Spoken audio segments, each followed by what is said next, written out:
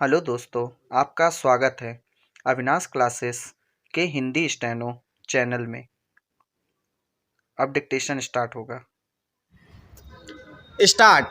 अध्यक्ष महोदय, railway bill पर चर्चा करते हुए मैं यह कहना चाहता हूं कि इस बिल में रेलवे की क्षमता बढ़ाने के लिए, अधिक डिब्बे बनाने के लिए तथा अधिक इंजन बनाने के लिए कोई प्रावधान नहीं किया गया है।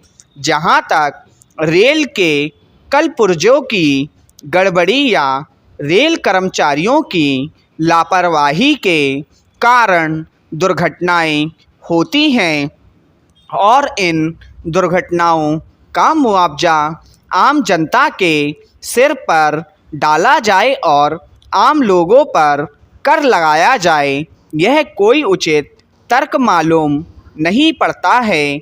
यह उचित नहीं है।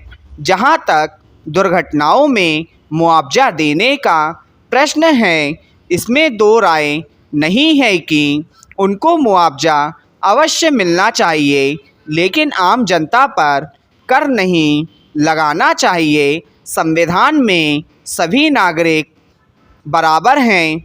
हवाई जहाज़ से सफ़र करने वालों के दुर्घटनाग्रस्त होने पर 1 लाख रुपए और रेलगाड़ी में सफ़र करने वालों के दुर्घटनाग्रस्त होने पर 5,000 रुपये मुआवजा है। यह कैसा समाजवाद है? यह किस तरह का न्याय है? यह किस तरह की क्षमता है? यह तो विषमता है। यह तो पूंजीवादी परंपरा का अनुसरण है। कोई भी समाजवादी सरकार इस तरह का भेदभाव कभी नहीं करती है। मैं निवेदन करना चाहता हूँ कि यह भेदभाव समाप्त किया जाए और ऐसे भेद करके समाजवाद पर कोई कलंक ना लगाया जाए। जहाँ तक रेलवे में गड़बड़ियों का प्रश्न है, मैं सदन का ध्यान इस ओर आकृष्ट करना चाहूँगा कि हर साल रेलवे के अंदर जो चोरियाँ होती हैं, जो भ्रष्टाचार फैला हुआ है, उसकी जानकारी मंत्री जी को होगी। यदि इन गड़बड़ियों, चोरियों तथा भ्रष्टाचार को समाप्त कर दिया जाए और सुचारू रूप से रेलवे की व्यवस्था की जाए तो मेरा ख्याल से किसी प्रकार का नया कर लगाने की आवश्यकता नहीं है।